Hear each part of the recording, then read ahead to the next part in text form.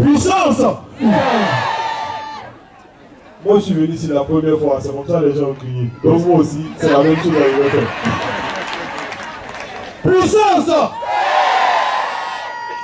Puissance. Si vous voyez crier comme ça, là, c'est trop fort. Je vais rendre un témoignage et dire merci à Dieu.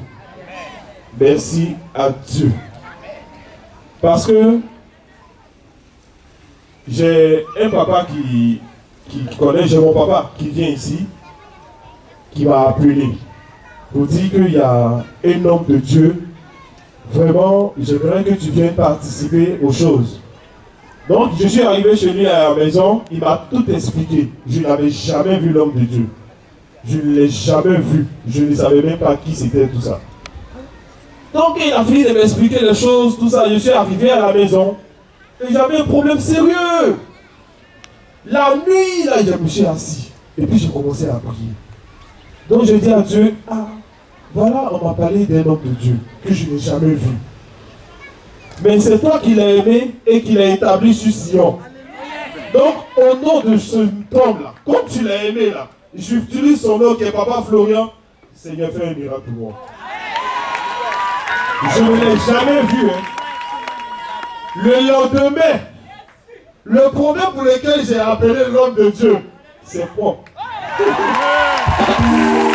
moi. Dieu a fait le truc. C'est gratuit. Je rencontre l'homme de Dieu, toujours par les pieds de mon papa. J'arrive à la CIPIM, d'abord j'étais ici, lui me dit, bon tu vas rencontrer l'homme de Dieu le jeudi. Je dis, il ne peut pas attendre jusqu'à jeudi. Moi lundi, là, moi je viens rencontrer l'homme de Dieu.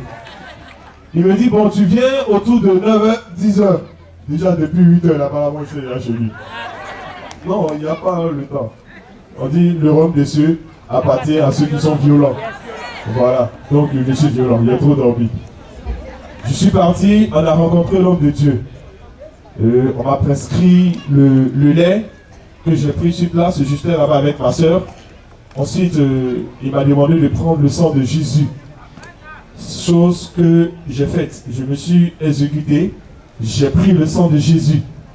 J'ai fait tout ce qu'il y avait à faire, tous les rituels. Je suis arrivé à la maison. Et la beauté que vous voyez là, c'est ma gonzesse, c'est ma femme, c'est ma maman. C'est ma maman. Voilà.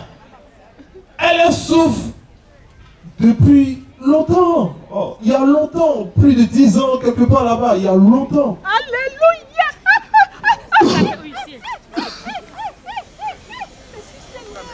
Et j'arrive, elle est avec ma petite soeur, chez elle à la maison, elle arrive, on prend le sang de Jésus, je fais ce que j'ai à faire. Et je lui donne le sang de Jésus, là, on lui donne un peu.